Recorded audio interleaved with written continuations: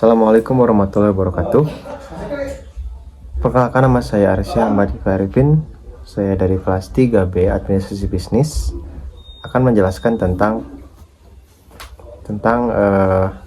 kekuasaan dalam organisasi. Video ini saya buat untuk perihal ulangan atau ujian akhir semester mata kuliah perilaku organisasi. Jadi, kekuasaan dalam organisasi adalah suatu hal yang paling erat dalam organisasi. Jika dalam organisasi tidak ada kekuasaan, maka bisa dipastikan mungkin organisasi itu akan hancur. Kenapa? Titik tumpu berat organisasi terdapat pada kekuasaan. Jadi, kekuasaan secara definisi adalah orang yang memiliki pengaruh atau memiliki kehendak yang lebih untuk mengatur, terus memberitahu, untuk mendelegasikan tugas, dan juga kurang lebih untuk menyampaikan sesuatu kepada anggota-anggota dalam organisasi. Jadi secara definisi juga sudah jelas bahwa kekuasaan sangat penting dalam organisasi. Karena apa? Tugas dalam kekuasaan dalam organisasi adalah mengatur, tadi disebutkan, terus ada menjadwalkan atau menyampaikan informasi.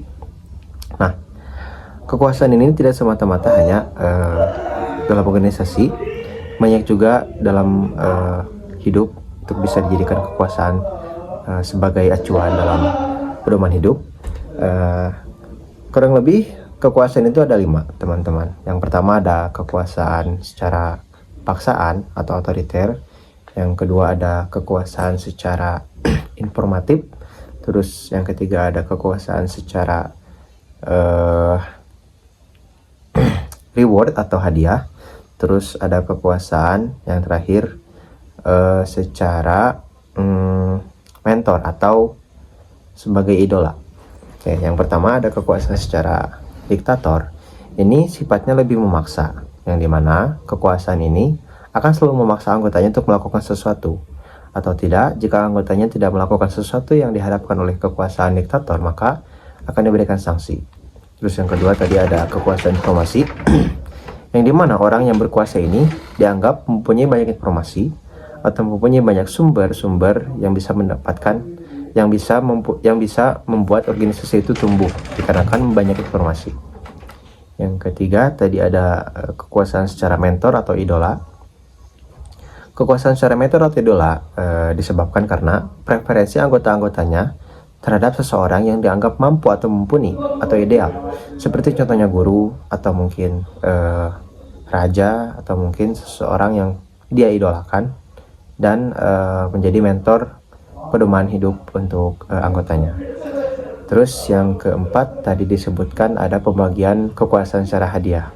Nah, disebutkan di sini bahwa kekuasaan secara hadiah adalah kekuasaan yang dimana orang itu mempunyai kekuasaan atau mempunyai kehendak untuk memberikan anggotanya hadiah ketika mereka sudah mendapatkan atau sudah melakukan sesuatu, yang dimana ketua atau pemimpin dalam organisasi ini memberikan hadiah sehingga banyak anggotanya menganggap bahwa pemimpin itu atau seseorang itu bisa berkuasa karena diberikannya hadiah setelah mereka melakukan sesuatu.